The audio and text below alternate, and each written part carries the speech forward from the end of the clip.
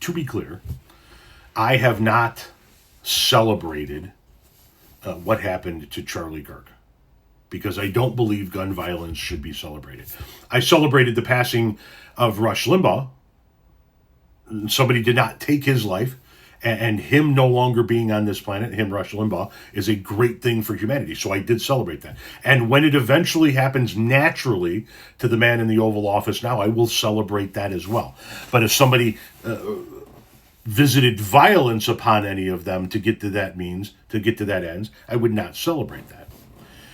Having said that, mocking somebody who goes through this, mocking a public figure who either passes naturally or is attacked and passes, is murdered, is unalived, is protected free speech under the U.S.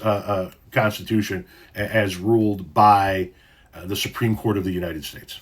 Watch this.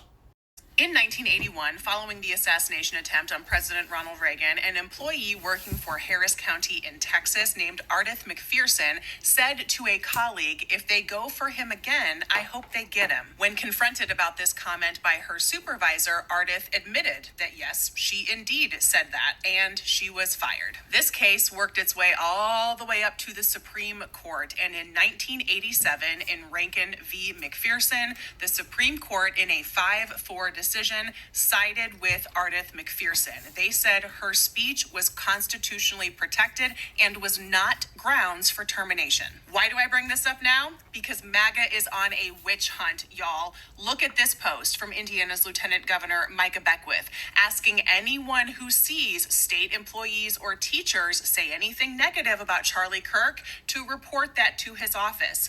And this post from Florida Congressman Randy Fine, asking for the same thing, because he wants to go after people's licenses, their professional licenses, their government funding, or their jobs. An Indiana DCS employee has already been forced to resign because of a Facebook post they made. Major firings have been announced at universities like Clemson, University of Mississippi, and Middle State Tennessee University, all because employees aren't mourning Charlie Kirk properly or at all. Most likely, many of these terminations are going to end up in court, and that's why it's important to know about the precedents set in 1987 by the Supreme Court in Rankin v. McPherson.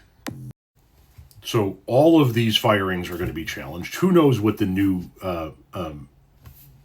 conservative-built Supreme Court, the new 6-3 conservative Supreme Court is ultimately going to rule. But the precedence in this country is that is free speech and it is protected. And to those teachers in red states that are losing their jobs, I know that this is not as easy as this. Come to a blue state. Come to Illinois.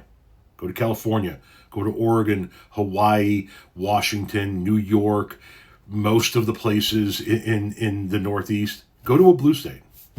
Go to a blue state where your work is going to be appreciated. You're going to get better pay, most likely, depending on the state. And you aren't going to get fired for expressing an opinion. Just come to a blue state. You won't regret it. And let those red states figure out how to fill those positions. I mean, they want to do away with education anyway. They want to continue to crush education in red states. Fuck them. Let their kids grow up ignorant. You come to a blue state where we continue to educate our kids.